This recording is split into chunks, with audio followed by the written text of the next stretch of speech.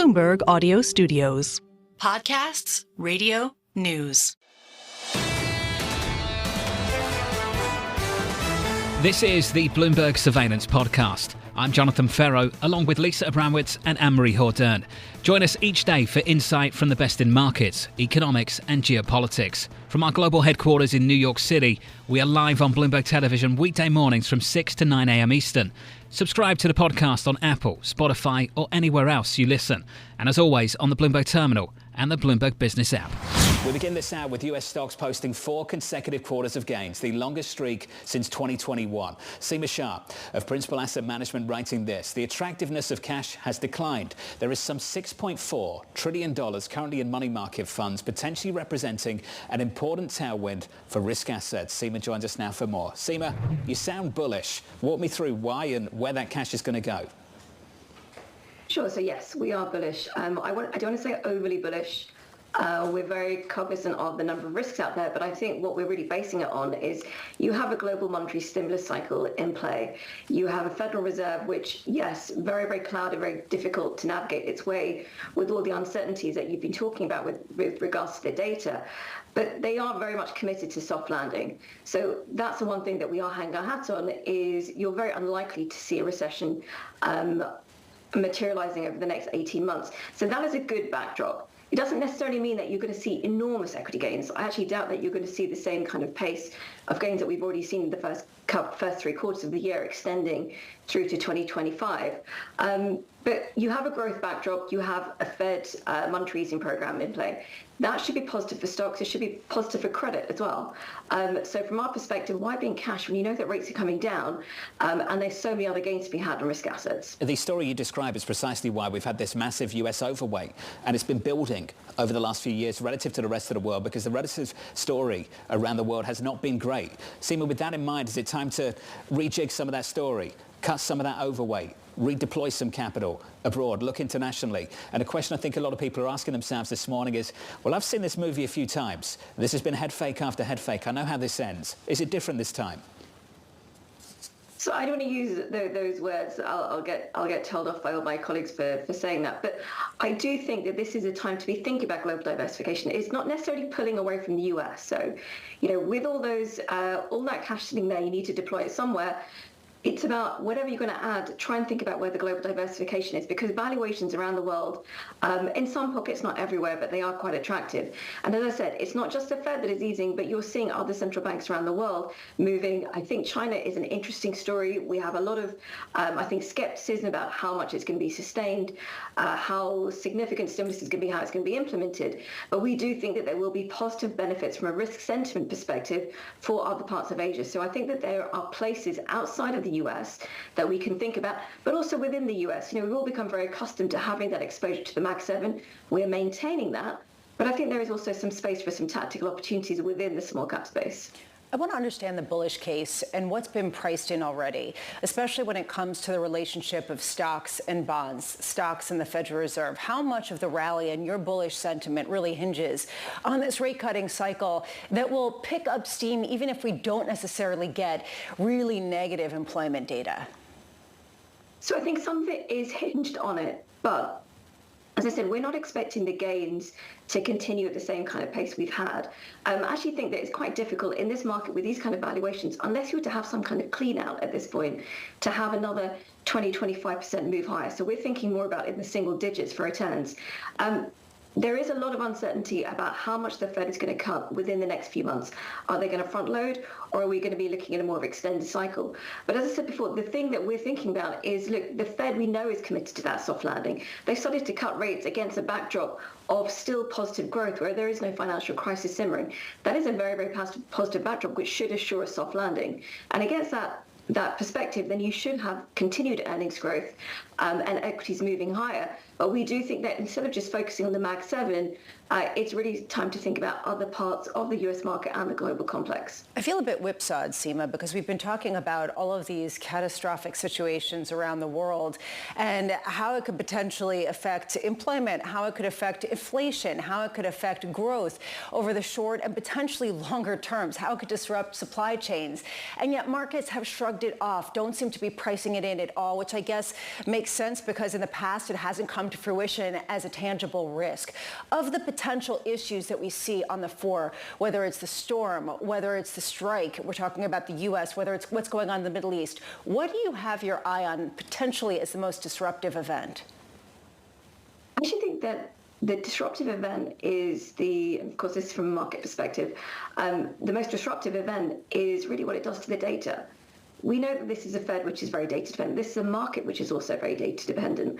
So as much as the data becomes more and more muddied, I think that you're going to see a lot of whips, or we've already seen volatility pick up. That there's a risk that continues or even exacerbates over the coming months. And of course, there's always a chance that you take the wrong turn because you're so clouded and blinded. When it comes to China, I know you mentioned that earlier, but you talked about that this week was a pivotal moment for it. It all comes down to the details. So far, do you like the details that are coming out of Beijing? Yeah, we do. We are quite encouraged by what we're hearing. We really need to see clear numbers. We need to see a little more information about the consumption drive. Are we seeing kind of direct injections to consumers, or is it done through subsidies? So there are different ways which are going to make it a little bit more impactful or less so. But overall, I think the positive thing that we're hearing from the government is that they recognize that something needs to be done, and it needs to be done in conjunction with monetary stimulus. It's not enough just for monetary policy cuts. There has to be some kind of spending coming in play. I think that is positive. It should have a good impact on risk sentiment in terms of how much further we think about China GDP growth going. Does it hit the 5% level or not? That really comes down to those specific details. But at least for this point in time, we're hearing all the right things from the government, and that should have some positive externalities outside from China as well. Can we talk about the limits of that positive fallout? Let's talk about that right now. Peter Chi of Economy was on the program about an hour ago, and he made the point that the story out of China is a story for China. Chinese brands, Chinese companies. And the positive spillover is limited to the rest of the world, particularly to European companies. Seema, what do you make of that argument? I wouldn't necessarily agree. When we've done the charting, there's actually a pretty clear correlation. You have China credit stimulus or whatever kind of stimulus measure that you want to use. There is a clear impact on the US ISM manufacturing survey, for example. So we do think that there is a positive impact. And in fact, for European companies, you could actually see some of the luxury companies benefiting. So China's consumption has been limited within China up to now. We could see that streaming out to other parts, particularly in Europe. Now, I don't exaggerate this because we're actually quite negative on Europe as a whole. But in terms of what the impact could be outside of China, I don't think it's huge. But I think it certainly could be quite positive, particularly at a time for the rest of the world when expectations have been quite low outside of the US. Rock bottom over the last few years. Seema, thank you. As always, Seema Shah there of Principal.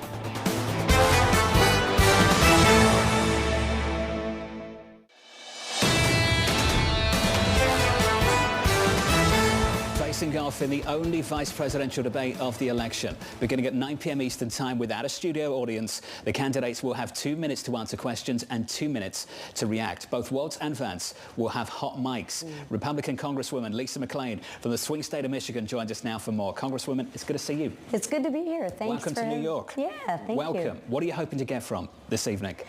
Well, I hope to get a contrast, right? And what I think I'm really hoping for is what exactly the American people are hoping for, and that's answers to the questions of the issues that everybody's worried about. The economic issues. What are we doing about the hurricane? What are we doing to bring inflation down? What are we doing about the EV mandates? What are we doing about crime? They want answers to the issues. And I can share with you in Michigan, there are 3 issues that matter. Economy, economy, and economy. That's the bottom line. Where's your economy right now in the state of Michigan, and what can the federal government do to help these automakers? Our economy in Michigan, we're struggling. Families are struggling. We're struggling to put food on the table, put our gas in our cars and whatnot. What the government can do is stay out of the way. I mean, seriously, just have some faith in the people. We don't need more regulation. We don't need the government to tell us what to do, when to do it, how to do it, what cars to buy. Have a little faith in the American people. You've been very critical of this administration when it comes to the transition to electric vehicles. At the same time, you're also very critical of China. But China is absolutely dominating the entire world when it comes to electric vehicles, as well as the processing to make the batteries to get to that electric vehicle. So how do you suggest the U.S. compete, given this is so critical to your district? The biggest thing that we can do to compete is stop the mandates. Let the consumer buy the product they want to buy. Listen, with the 70% EV mandates by 2030, we don't have the infrastructure. I mean, I'm not telling you guys anything you don't already know. We don't have the infrastructure, and people don't want to buy the cars. Not to mention, where are we getting all the batteries from? Oh, our biggest adversary, China. And for those of us who really care about the Green New Deal, right? Okay. That was a little bit of sarcasm there. But for those of us who care, where are we getting the batteries from? China. What does it take to produce those batteries? Coal and coal plants. It's counterproductive and counterintuitive on what we're doing with these EV mandates. When you say mandate, there's not an explicit mandate. It's just the pollution controls. So just the question I have is the Inflation Reduction Act, which I know you're critical of. You called it the Green New Deal, so you clearly are critical of it. But a lot of that money actually went to Michigan for clean tech. So say there is a change in the composition of Congress or change in the White House. Are you going to be one of those individuals that wants to repeal some of those provisions that are in the Inflation Reduction Act? Yes, and I say that because I have faith in people. And in the Inflation Reduction Act, with these mandates, right, I think everyone wants a cleaner planet, right? But who's going to give us that cleaner planet? I'm going to share with you, it's going to be business and it's going to be industry, the people that do it for a living every day. The government's not going to be able to legislate that because of all the unintended consequences. Let's leave it to the business owners and industry that actually know what they're doing and how to do it. So let's talk about what's going on in Michigan. I'm sure you saw the report about Rep. Slotkin, who's going for the Senate seat. She's telling her donors, according to the scoop from Axios, that she is underwater because Kamala Harris isn't polling well in Michigan. Are you expecting a red wave in your state? I don't want to predict a red wave. Last time we did that, it didn't turn out exactly like a red wave. I want to predict a win, right? And I think I'm cautiously optimistic that we are going to get a win in Michigan. And I think we're going to get a win for 3 reasons. And I said them earlier, the economy, the economy, the economy. People in Michigan are hurting. We're a manufacturing state, right? We're an auto state. We need to be able to do business. And with the inflation and the layoffs and the mandates, people in Michigan are hurting, and it's because of the policies that this administration and the Democrats are cramming down our throats. You said the best thing that government can do is to stay out of your way. You talk about how business really needs to just be left to their own devices. And yet Donald Trump is talking about tariffs, extensive tariffs that could potentially increase inflation and potentially put up gates to the concept of free trade and businesses making those decisions. Why is that a good option? Well, I think if you look at the tariffs that Donald Trump is proposing, he's proposing tariffs as a reaction to unfair trade practices. What Donald Trump wants and why he's using tariffs as a tool that he has in his tool belt is to make sure that we are playing on a level playing field. Right now, we're not playing on a level playing field. And he wants to make sure that we have a level playing field for our businesses and for American companies. If our adversaries like China would like to play on a level playing field, I don't think there's a need for tariffs. But if they're not going to play fairly, you're doggone right he's going to put tariffs in place, and I agree with them. I'm curious, just more in the immediate aftermath of the strike, just to sort of go to the next couple of weeks, not just the longer term. We are talking about the biggest strike of dock workers going back to 1977. There are a lot of auto parts that could potentially be coming through. How are you preparing your manufacturers in Michigan for the potential of production being stopped or delayed because of this? Listen, we're very concerned. And they've been preparing up to this point because they had an inkling that this would happen, right? This isn't something that just happened yesterday, right? We've been able to prepare a little bit, but make no mistake, this will be devastating for Michigan manufacturing, for trucking industries, for grocery stores. But the biggest people who will be affected by this will be the consumer, right? On top of record inflations, the people of Michigan are going to be hurt drastically. Do you think the White House should get involved? You know, I think it should have never gotten to this point, right? The White House touts itself as, you know, Mr. Joe Union, right? Why did it get to this point? There's no reason it should have gotten to this point. But again, like many other issues, here we are today, and now we're in a crisis situation. We've got to do better and be more proactive so that we don't get to this position. This is where we are, though, Congresswoman. So I'm wondering, there is an act that he can activate that would initiate an 80-day cooling off period. Do you think he should do so? Yeah, I think you should take a long, hard look at it, right? We have to bring both parties back to the table. It couldn't be a worse timing, right? You have inflation, record high inflation, but also let's not forget about the devastating hurricane. We had high inflation. It's come down a little bit. Prices still elevated. Well, prices are still elevated, but it's the bottom line that counts, provided you know how to count, right? If inflation's at 1.4%, it goes up to 9 and it comes down to 4. 4 is still higher than 1.4. People are still struggling. People are still struggling, but also on the backs of the hurricane that we've got to be able to get supplies and the necessary aid. This dock strike is not going to help that at all. So I think we should take a long, hard look at it. Well, you know, and to your point, here we are. Yes, we should have never gotten here, but here we are. So we have to take a look at all of the options to protect the American people. Well, we appreciate your time. Thanks for being with us here in New York City. Thank you. Thank you. Come back again soon. Republican Congresswoman Lisa McClain of Michigan.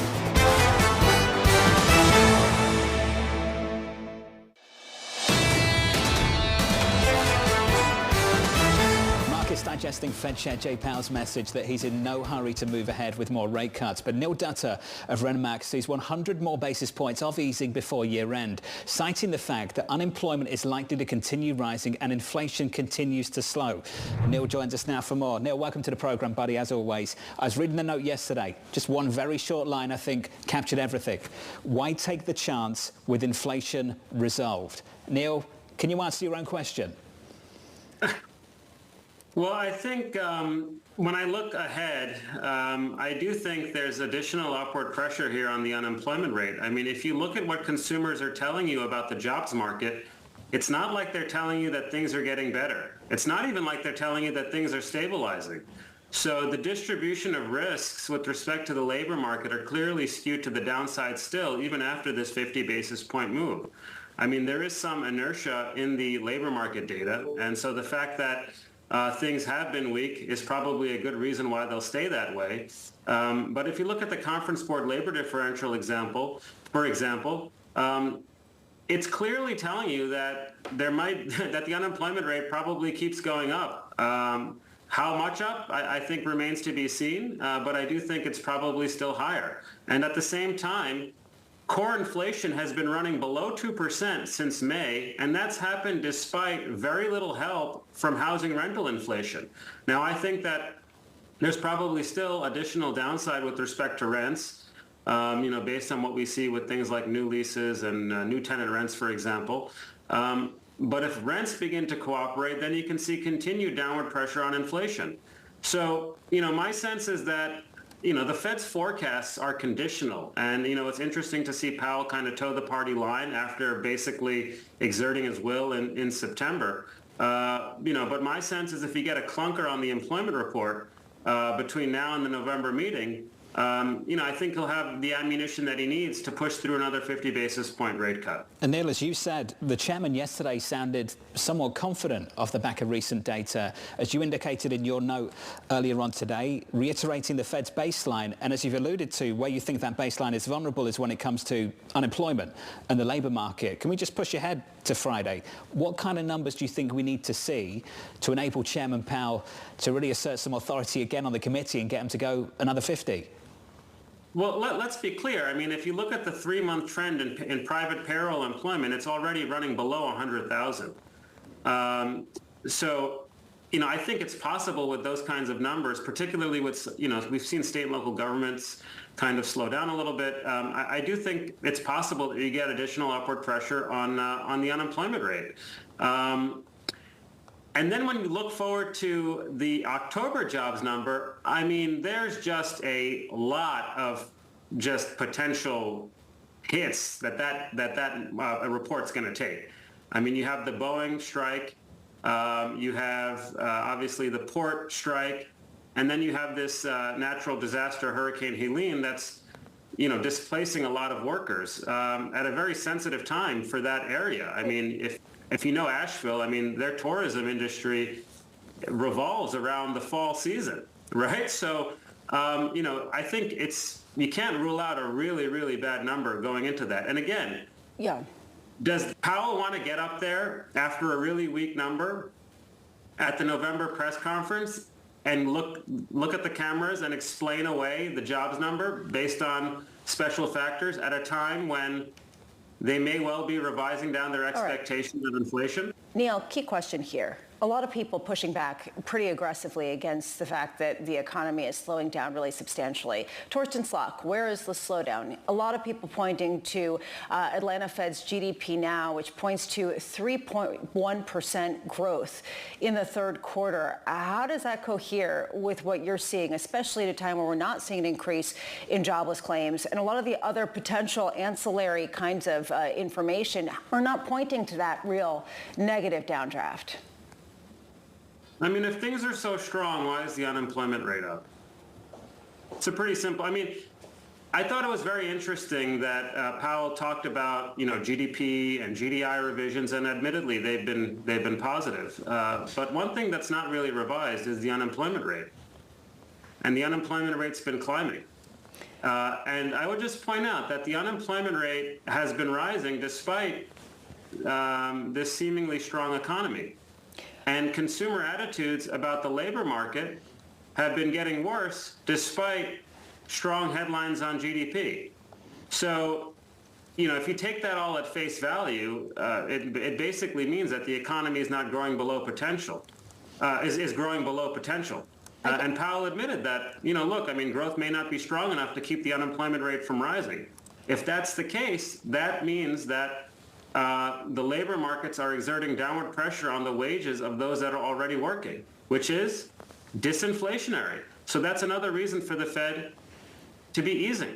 Neil, I'm not disagreeing or agreeing, because ultimately we cannot know. What I find really interesting, and I mean this sincerely, is the conviction, and the idea to have the conviction to say to cut by 100 basis points at a time, where there is a huge debate over whether we could see a reacceleration of the impact of, say, some of these strikes on data, making it really messy at the same time that it's potentially inflationary, at the same time that we're on the cusp of potentially inflationary policies that could get implemented in the United States early next year. How easy is it for you to have conviction at a time where there seems to be really bifurcated tail risks?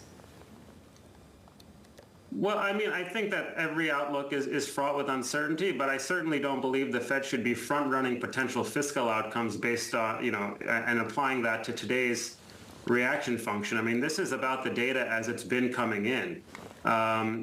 So, look, I mean, conviction, I mean, I guess this is sort of tongue-in-cheek, but I'm paid to have an opinion, and I'm paid to kind of give people a coherent view of the world that I think ultimately will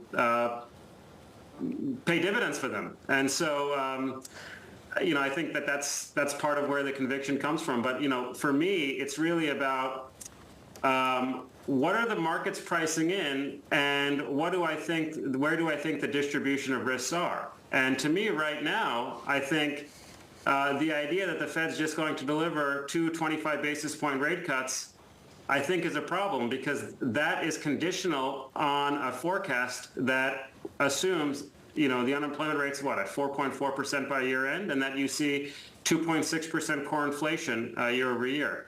If you get inflation prints like you did over the last few months, they'll be revising down those estimates for core PCE. And we're at 4.2% unemployment. And the things that I see, whether that be job openings coming down, whether that be hiring rates remaining weak, whether that be the Conference Board labor differential, all of those things kind of nudge me in the direction to say that we may be at 4.4% before year end. And like the Fed's forecasts are conditional. So to me, it's not an especially big leap. So if I'm looking at the way the markets are priced, I think it makes sense to bet that they'll end up doing a little bit more than what's priced into the forward curve. One thing we can all agree on, November 7th, box office. Neil Dutta of Renmark. Neil, thank you. This is the Bloomberg Surveillance Podcast, bringing you the best in markets, economics and geopolitics. You can watch the show live on Bloomberg TV weekday mornings from 6 a.m. to 9 a.m. Eastern. Subscribe to the podcast on Apple, Spotify or anywhere else you listen.